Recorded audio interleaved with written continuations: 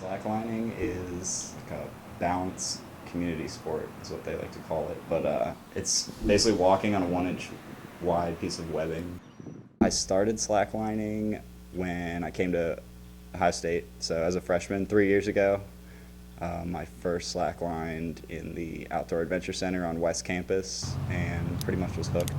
First time I tried slacklining was pretty similar to the first time everyone tried slacklining. I couldn't do it. My leg was super wobbly. I couldn't stand for more than like a half a second, maybe 15, 20 minutes, maybe a half an hour to just be able to stand on it, like stand on one leg, not even take a step, and then kind of progressing from there. And you come back a couple times a week and you take your first step, and then you like take your first three or cross the line for the first time or sit down on it for the first time. And so it's just a progression, and every week there's something new to do, and you can see the like instant feedback every time you're practicing.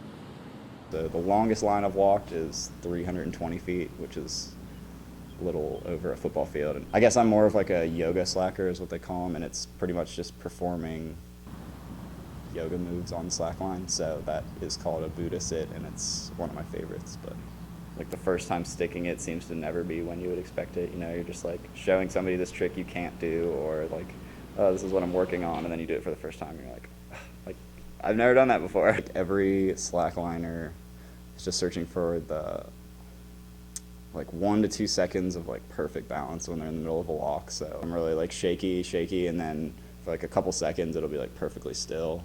And so it's kind of seeking that every time you get on the line. Any one piece of the system could fail and it would still be fine. Like they run the line and then they'll run a rope under the line and tape them together, and you'll be leashed in around both. And then like every anchor point and every rope in the tensioning is backed up. So pretty much they're expecting something to break and still allowing you to be fine. And a lot of people mostly just aren't sure what we're doing, or it usually draws a crowd.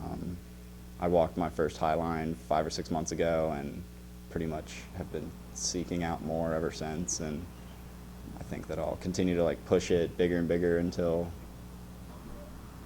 I guess until I plateau. I don't know. I see myself doing it as long as my body allows it.